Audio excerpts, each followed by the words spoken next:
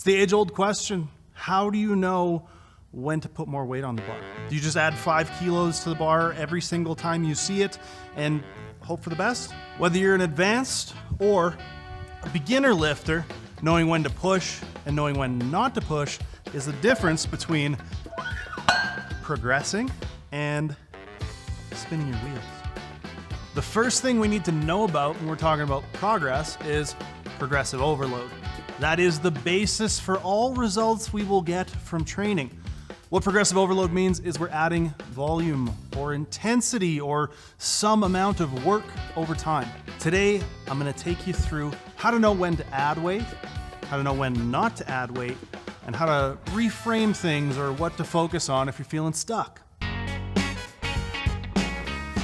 If we're gonna talk about progression, we need to talk about progression models really quick. There are plenty of them. I'm gonna talk about 3. There are more. I'm gonna talk about 3.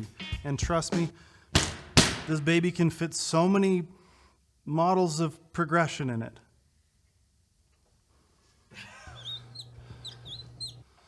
Okay, so the first of these progression models we're gonna look at is what's called linear progression. Now, linear progression dictates that pretty much every time you do a session, or week to week even, you're just gonna add weight. And presumably that's gonna work for quite a while when you're a beginner. Because not only are you gonna adapt quickly, because these are stimuli that you maybe never experienced before, but also you're developing on multiple levels. You're gonna be developing in terms of putting on muscle, putting on strength, and the coordination that's necessary to do movements like squatting, benching, and deadlifting. Those adaptations are gonna happen fast, therefore, you'll be able to just add weight pretty much every time you approach the bar. Number go up. That is the crux of a linear progression.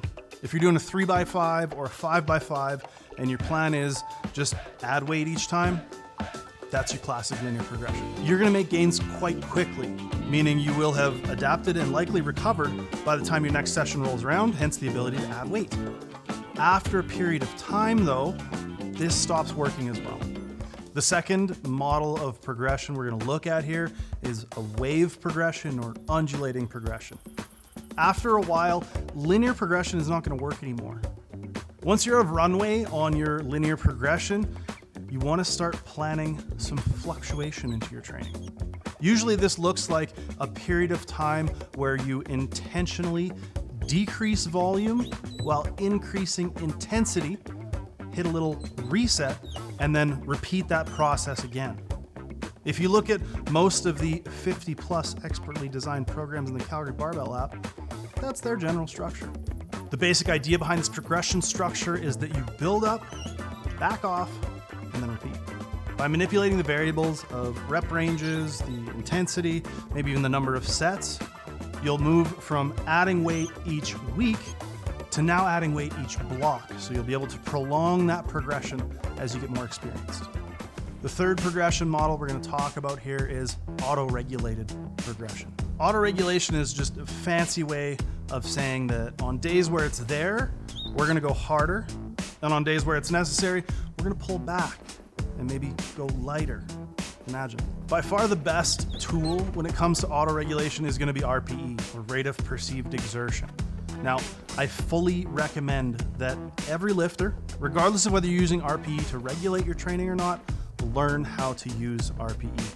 It's an immensely useful, if not necessary, skill for spending a good amount of time getting good at lifting. And because it's a skill, you're gonna need to practice it to be able to implement it correctly. An advanced lifters training program is probably gonna use any number of these different methods or models of progression, and is gonna rely heavily on fatigue tracking and RPE to auto-regulate loads and bar speed in order to make sure that we're getting the appropriate stimulus at the appropriate time. In a lot of the programming that I write for the lifters that I coach, it may look more like a linear progression, but we're relying really heavily on reviewing each block afterwards to see what worked and didn't and hyper-individualize the programming, as well as relying very heavily on RPE to guide our load management. Okay, so at the highest level, you now have an idea of how to organize your training so that you can continue to make progress. But how about when it comes to each individual session or exercise? I'm gonna give you some tips for how to know when you should add weight and then when you shouldn't. Okay, so the first indicator that you can probably go up is gonna be bar speed. The bar is flying and you're moving smooth, lifts are clean, it's a good sign. If your lift feels average, maybe repeat it the next week and try to get that bar speed up before adding weight. Indicator number 2, if the RPE is lower than what's programmed. If you're supposed to do a set at RPE 8, but you're rated a 6, obviously you've got room to go up. Now, to give a little bit more specifics about that, if you're 1 or more RPEs under what's prescribed, I'd say go ahead and go up in that session. But if you're only a half RPE under, count it as an undershoot, you crushed it, and add weight the next week. The third indicator I've got for you is minimal technique breakdown. Yes, we need to strain. We need to push against heavy weights, and sometimes reps get a little sloppy. I don't want anybody to be terrified of tiny little nuances and changes in technique because that shit is normal and it is fine. But I like to apply the rule of 80% that I got from Mike Tashir. You want 80% of your reps to look about 80% good as far as technique. 80% perfect or better. Do they have only 1 or 2 minor errors to their technique on a hard set? You don't panic over it. You don't reduce the weights or anything like that. I've seen lifters who hold themselves back on progress because the technique is not absolutely perfect, but this is a long-term thing. Eventually you get to where you can correct this. If you're checking those boxes, then you're in the clear. All right, so now let's talk about 3 examples of when you should not add weight to the bar. I call these the 3 nay-nays. I have trouble saying no. I say nay-nay, it's easier for me. Number 1, if there's too much technique breakdown. Nay-nay. Now, I've mentioned the rule 80%. That still stands here. But if every single rep is reinforcing breakdowns in your technique that maybe you're trying to fix, well, you're not going to be able to fix those if you're just doing bad reps over and over again. Nay-nay. There are some edge cases where you can progress in weight and get stronger while fixing technique issues, but you have to be executing your reps well in order to do that. Number 2, if you're absolutely grinding out every rep. Now, yes, in order to get stronger, we need to strain against weight. I get it. But we also need to be able to accumulate a decent amount of volume. Training your competition lifts does not need to be a grind fest. And if you're hitting RPE 11 on the second rep of what should be a set of 8, give your head a shake. Nay-nay.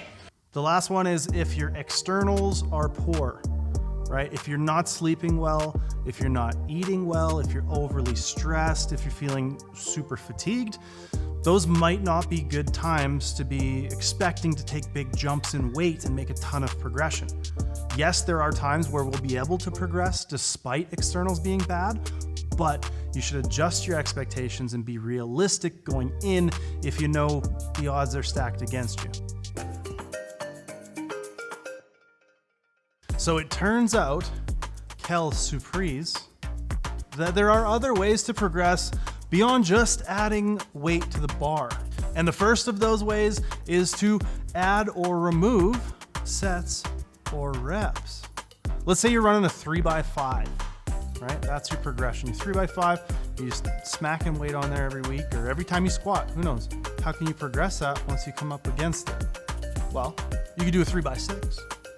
And try to keep the weight the same. You could do a 3x4 in order to add more weight without failing or overshooting. Or you could do a 4x5. You could add or remove sets or reps to make it more reasonable to progress for longer. You can also try implementing accessory movements. If you're stalling out on the big 3 squat, bench press, deadlift, try out some variations of those movements. You can check out the video that we just did recently on my top 5 deadlift accessories. I think probably in the description below or maybe on the screen somewhere. You can also work on trying to improve your bar speed. Maybe you track this meticulously and you have a velocity tracking device of some kind. Maybe you don't. But progressing bar speed is not only something that you can probably measure visually if you make a decent enough jump in how fast you're able to move a weight, but also it can be a good goal when it comes to getting stuck progressing the weight itself. Up next, how we do it at Calgary Barbell. Did you get it? In the programs on the Calgary Barbell app, we use all of the aforementioned methodologies for helping our lifters progress. We'll modulate the intensities throughout the programs. We'll add and remove sets and reps so you don't have to. The results that our lifters get are impressive, but it all boils down to doing the basics correctly, which we will help you with through our Discord, through our community, through doing form checks to make sure that your technique is on point. Progressing as a lifter doesn't always mean just slamming more weight on the bar as much as we might like it to. Sometimes it means reframing what we think of as progress or changing the model that we're using to build that progress. I was going to say a bunch more stuff, but now I forget. Now, if you want a powerlifting program that's going to help you take all the guesswork out of all the stuff I talked about, you can check out the description box below for a link to our free 16-week powerlifting program. Thanks for watching. We'll see you in the next one. Scared. Together, we're going to make it through this. See, look at how much more creative you are right now.